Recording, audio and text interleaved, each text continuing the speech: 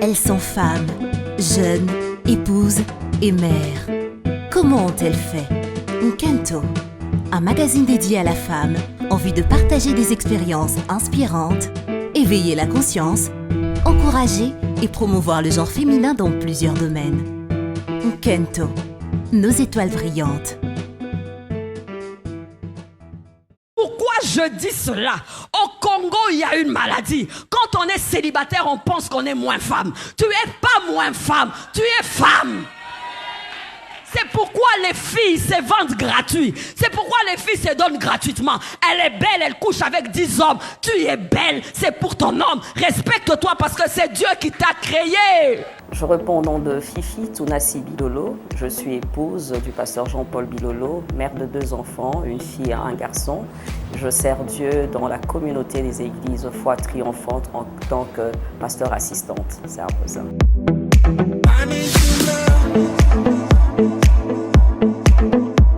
J'ai reçu le Seigneur tôt, 15-16 ans. Donc déjà, en recevant le Seigneur, 1 année ou 2 ans après, le Seigneur m'avait parlé clairement que j'étais appelée au ministère. Comment, quand, il ne me l'avait pas dit. Et plus j'évoluais avec le Seigneur, plus je servais le Seigneur, plus je priais. Le Seigneur m'avait convaincu par rapport à l'appel et il m'a envoyé des messagers, il m'a envoyé des aînés qui m'ont encadré, qui ont vu l'appel. Donc j'ai focalisé ma force par rapport à cet appel que j'avais reçu du Seigneur.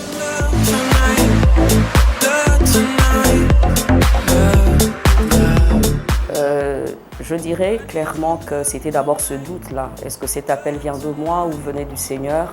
Et à l'époque, le ministère de la femme n'était pas vraiment accepté, reconnu comme maintenant. Ce qui fait que je me suis battue avec longtemps. Et comment servir? Dans quoi servir? Suis-je appelée à être pasteur, évangéliste, docteur, apôtre et tout? C'était juste servir, être à temps plein dans l'église. Et ça a évolué et tout. J'apprenais à me connaître et à comprendre cet appel du Seigneur. Et par la grâce de Dieu, petit à petit, les portes commençaient à s'ouvrir, des portes mixtes. Parce qu'à l'époque, on ne cédait pas facilement la chair ou le pupitre à une femme. Et plus ça a évolué, le Saint-Esprit aidant, jusqu'à aujourd'hui, je dirais humblement.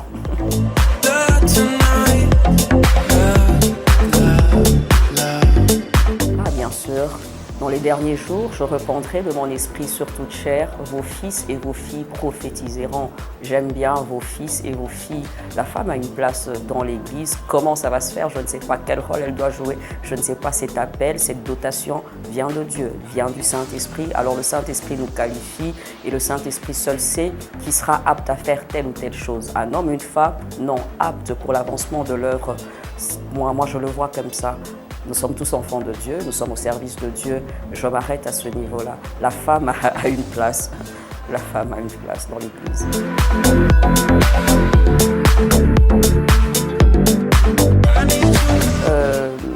Ça progresse.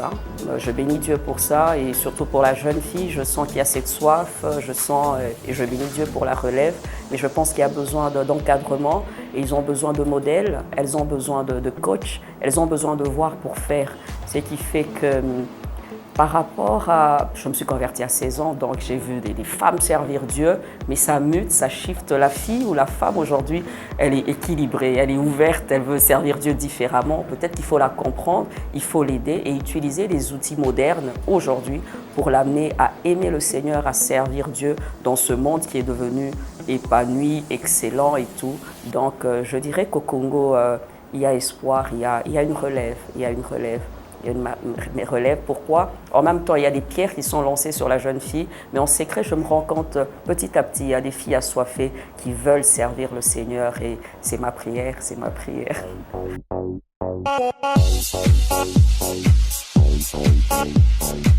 En chacun de nous, il a mis une mesure de grâce, oui, mais en chacun de nous, il a mis des dons, de talents. Et je pense que les talents doivent être équilibrés. Ce n'est pas seulement dans l'Église, c'est dans la société, c'est dans la famille, c'est partout. Et nous demande de fructifier, de multiplier, de nous en servir et de devenir de source de bénédiction. Je pense que oui, on ne doit pas être que des chrétiens figés à l'Église, intercédant, prier et tout. Nous devons faire évoluer notre monde, notre société. Donc je pense que les enfants de Dieu peuvent en fait produire partout, se développer partout et être de source de bénédiction. Au contraire, ça devrait être une prière. Nous devons être nombreux en étant des DG, des avocats, des médecins. Au moins, nous serons des avocats, des DG intègres et nous allons prôner les couleurs de Christ. Pour moi, je dirais que la femme peut être utile à l'Église, dans la société et partout, partant des dons et talents reçus par le Seigneur. Il dit, je souhaite que tu prospères à tous égards, que tu t'épanouisses à tous égards. Faut-il limiter seulement à l'Église?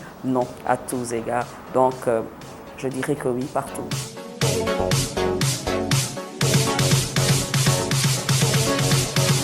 Je suis dans oui et non. Dans quel cadre?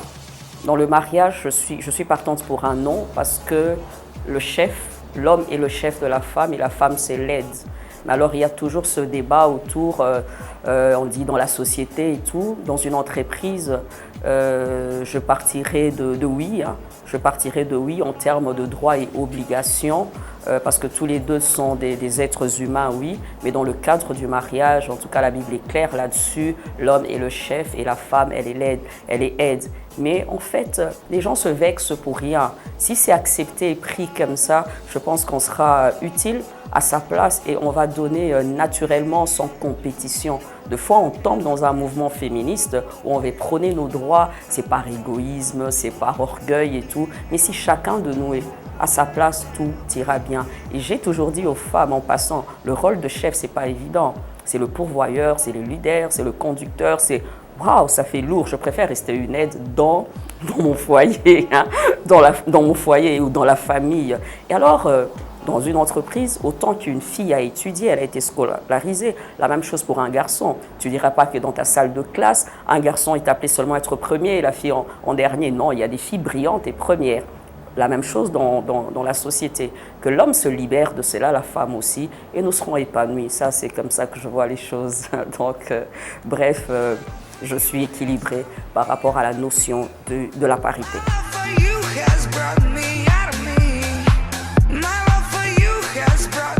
Comme j'ai dit, ça mute, ça change. Hier, j'allais dire c'est affreux, c'est intenable, parce que ce n'était déjà pas accepté. Mais aujourd'hui, j'ai l'impression qu'il y a un tapis rouge. On attend que les femmes se lèvent.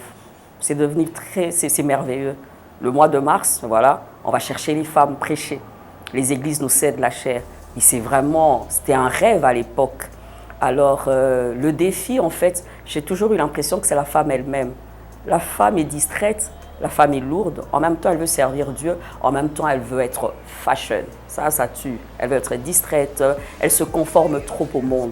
Je pense que généralement c'est d'abord la femme elle-même.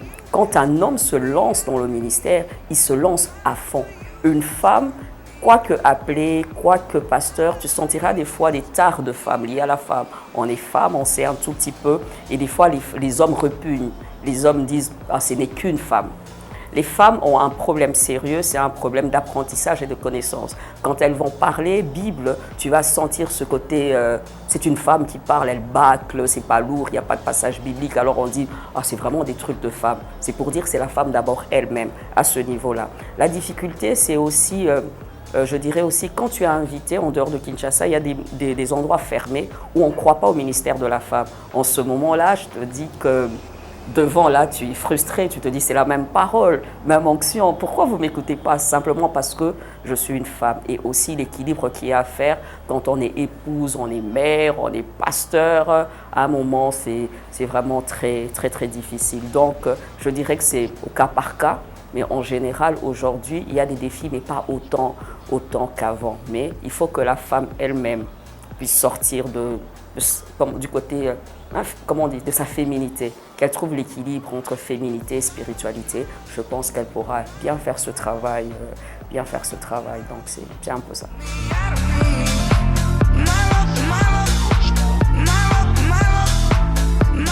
Un témoignage reçu de Dieu. C'est vrai que ça touche à ma famille, à mon foyer, mais ça m'avait fait du bien. Je prêche souvent le message de la foi. En tout cas, j'aime la foi.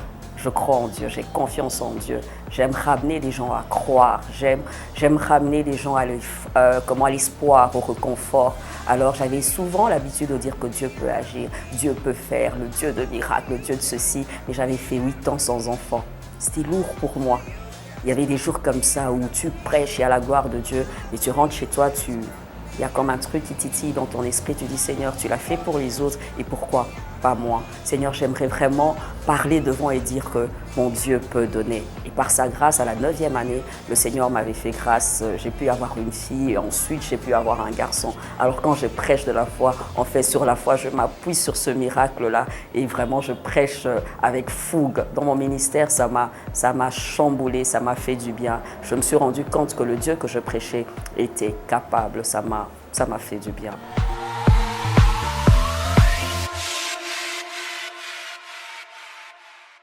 Que Dieu soit béni. J'ai une réponse phare et claire. Mon époux m'aide beaucoup. J'ai trouvé un homme équilibré, un homme qui croit en moi, un homme passionné, intègre. Donc mon mari m'aide beaucoup.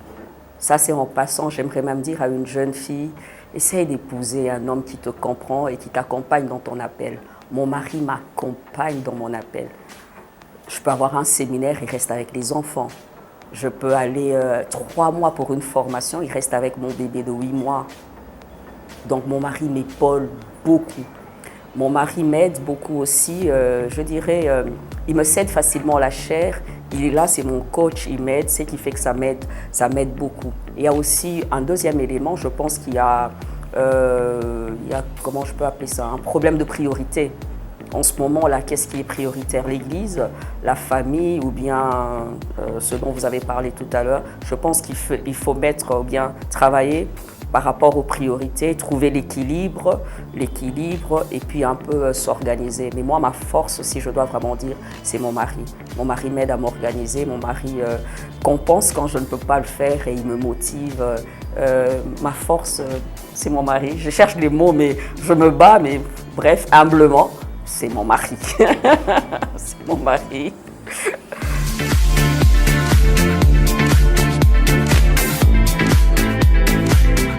L'espoir. J'aime la jeune fille. Moi, je prêche la jeune fille. Je peux prêcher les femmes à la fin. La jeune fille, elle est particulière. On tonne tellement sur la jeune fille. Les pierres sont lancées sur la jeune fille. Mais moi, j'ai appris à comprendre la jeune fille, surtout à Kinshasa. La jeune fille n'a plus d'argent de poche. Mais en même temps, la jeune fille doit être coquette. C'est pas facile d'être une jeune fille et de ne pas être coquette, de ne pas avoir le minimum. On est toutes passées par là. En même temps, je me dis, on demande à ces filles d'être intègres, de servir le Seigneur. Mais non, rien. Je me suis toujours posé la question comment elle faisait. Et j'ai appris à apprécier la jeune fille et de me dire, Seigneur, elle t'aime quand même. Elle se bat, elle retombe, elle t'aime quand même. Regardez ce qui se passe autour de nous, c'est que les filles font. Mais aujourd'hui, quand même, il y a des jeunes filles qui acceptent de se garder, d'être intègres et d'être à l'église. Moi, c'est un message d'espoir. Je crois qu'il y a une relève qui se prépare. Il y a des jeunes filles qui ont besoin d'être encadrées, d'être coachées. Nous avons des grandes conférences des mamans, mais en même temps, faisons des conférences pour les jeunes filles. Si demain, nous voulons être remplacés, si demain, nous voulons qu'il y ait des pasteurs femmes, si demain, nous voulons voir les femmes que nous avons appréciées à l'époque, les Catherine Kuhlman et les autres, je pense qu'il faut travailler maintenant dans la jeune fille. Travailler son caractère, parce que généralement, elle a un problème de caractère, parce qu'elle n'a pas de modèle. Le caractère et aussi l'équiper spirituellement. Et ce qui est bien avec la jeune fille, quand elle voit, elle est influencée et elle est souple à reproduire. Moi, ça, c'est un mot d'espoir.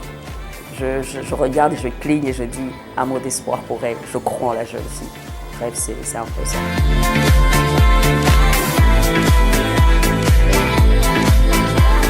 Je m'accroche au terme équilibre.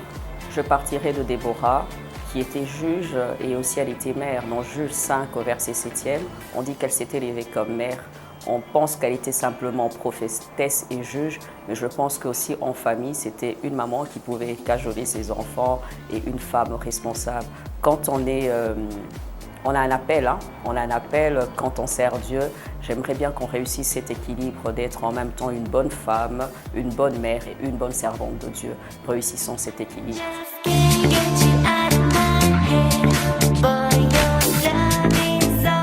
Didi, moi la moquée.